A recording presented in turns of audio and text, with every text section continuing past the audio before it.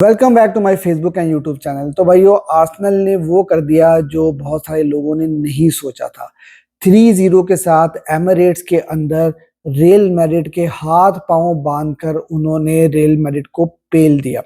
Score sheet अगर आप उठाकर देखो तो आपको ये लगेगा कि ये गेम जो है वो सेट पीस के ऊपर फिनिश की है आर्सेनल ने, और सेट पीस की ब्रिलियंस की वजह से आर्सेनल ने ये गेम जीती है। देखो, जो डेक्लन राइस ने फ्री किक्स मारी उसके ऊपर तो मैं बात करूंगा, लेकिन अगर आप पूरी गेम उठाकर देखो ना तो आर्सेनल डिजर्व करती थी ये मैच जीतना। और कहीं ना कहीं अगर आप पूरा मैच देखो उठाकर तो आप ये भी बात बोल सकते हो कि आर्सेनल 4 या 5 गोल के साथ ये मैच जीतना डिजर्व करती थी। इस गेम में अगर पहले हाफ में बचा के रखा था मैड्रिड को किसी ने, तो वो थे कोर्तोआ, क्योंकि उन्होंने 2-3 बहुत ही कमाल किस्म के सेव्स किए। और 2 बार ऐसा हुआ था कि उनको बैक टू बैक सेव्स करने पड़े, एक के बाद एक रिबाउंड के ऊपर सेव किया, फिर दूसरा रिबाउंड के ऊपर सेव किया, फिर तीसरा रिबाउंड के ऊपर सेव किया।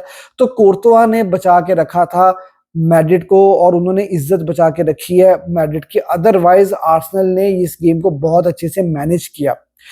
आर्सेनल एक ऐसी टीम है जो कि काफी टाइम से ट्रॉफी नहीं जीत पाई, और वो लोग बॉटलिंग जॉब करते रहे। वो प्रीमियर लीग में भी नहीं जीत पाए, उन्होंने यूरोपा लीग में भी जहां पर खेला या दूसरे कंपटीशन जो डोमेस्टिक कंपटीशन उन्होंने खेले, वो उस तरह से ट्रॉफीज नहीं जीत पाए, जिसकी वजह से बहुत सारे लोग उनको राइट ऑफ कर रहे थे।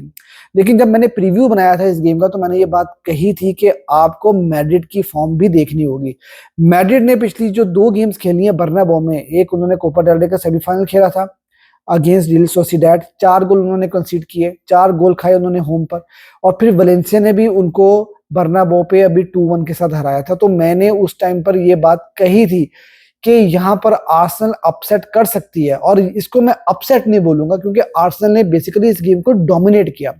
आप मिडफील्ड उठाकर देख लो तो आर्सेनल ने डोमिनेट किया पूरा गेम। उनका जो है वो उन्होंने कंपोजर के साथ उन्होंने मिडफील्ड को डोमिनेट किया। वो फाइनल थर्ड में भी काफी अच्छे दिख रहे थे। दूसरी तरफ रियल मैड्रिड, एक ऐसी रियल मैड्रिड देखने को मिली है जिसका कॉन्फिडेंस पूरा शेक हुआ हुआ था। जैसे मैंने 2 गेम्स की आपको एग्जांपल दी है। आज की गेम की अप्रोच अगर आप देखो ना कार्लोस एंसेलोटी की और रियल मैड्रिड की, नॉर्मली रियल मैड्रिड इस तरह की फुटबॉल खेलती नहीं है। रियल मैड्रिड इस गेम में आए ही इसलिए थे कि वो किसी तरह से आर्सेनल को कंटेन कर सकें, वो किसी तरह से जो है वो डिफेंसिव फुटबॉल खेल के और स्लो फुटबॉल खेल के जो है वो टाइम निकाल सकें, और किसी तरह से ये गेम 0-0 के साथ बर्नाब्यू पे लेके जाएं, और वहां पर फिर देखेंगे आर्सेनल के साथ वो क्या कर सकते हैं। क्योंकि बर्नाब्यू पे तो रियल मैड्रिड कुछ भी कर सकती है।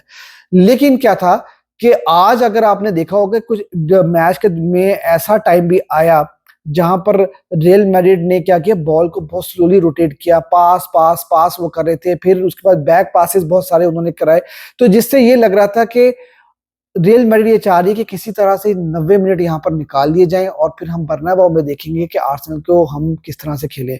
और अगर हमें काउंटर के ऊपर कोई चांस मिलता है, जो कि मिले भी, आपने देखा कि बापे को 2-3 बहुत अच्छे चांसेस भी मिले थे, और एक तो उन्होंने बड़ा अच्छा उन्होंने चांस मिस भी कर दिया जो कीपर के ऊपर उन्होंने बॉल मार दिया। अदरवाइज 1-0 के साथ रियल मैड्रिड भी इस गेम को लीड कर सकती थी।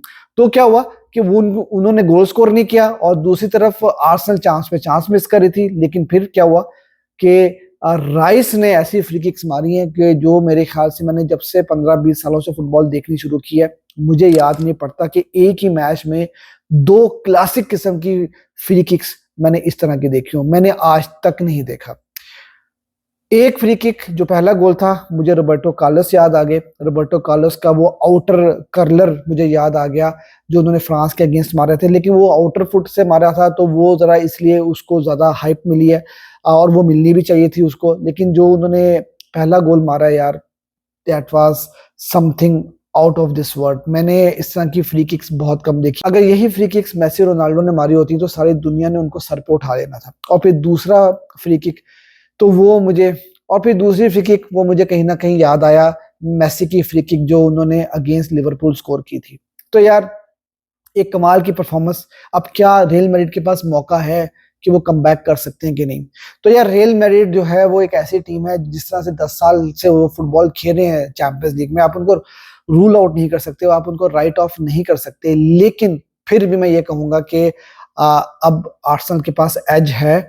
और अभी कुछ आर्सेनल फैंस हैं या जो भी ऐसे फैंस हैं जो कि एंटी मैड्रिस्टा हैं, वो कहीं ना कहीं ये बात अभी भी सोचते हैं कि यार रियल मैड्रिड कमबैक कर सकती है।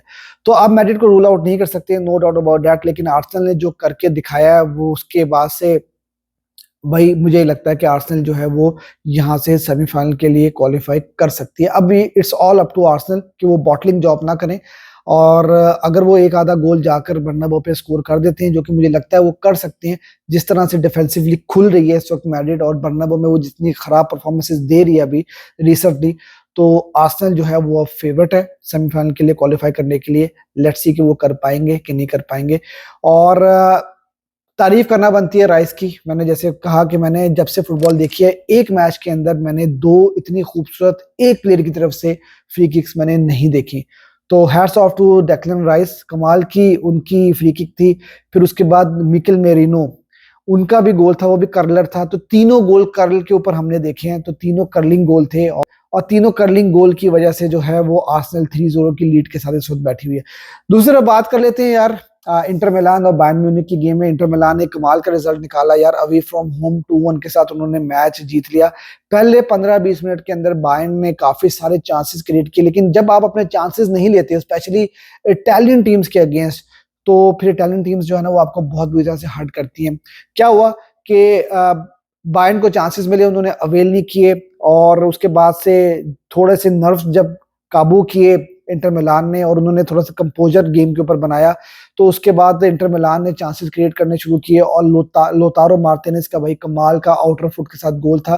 फिर मुलर आते हैं भाई, वेटरन प्लेयर हैं, विंटेज मुलर हमें देखने को मिले। वो आए, मुझे समझ में नहीं आया कि इटालियन डिफेंस की मैं इतनी तारीफ करता हूं, तो जो गोल उन्होंने कंसीड किया, वो जो क्रॉस आया, किस तरह से इटालियन डिफेंस जो है वो इस क्रॉस को जाने दे सकती है, लेकिन समहाउ मुलर ने गोल स्कोर कर दिया। लग रहा था कि 1-1 ये मैच रहेगा, और सेकंड लेग में जो है वो कहीं ना कहीं बैलेंस मैच देखने को मिलेगा। लेकिन फिर क्या होता है कि इंटर मिलान जो है वो 88 मिनट के अंदर सेकंड गोल जो है वो कर देती है, और मुझे लगता है कि यहाँ से सैन सैरो में जब इंटर मिलान 2-1 की लीड लेकर जाएगी, तो वो फेवरेट आपको देखने में मिलेंगे।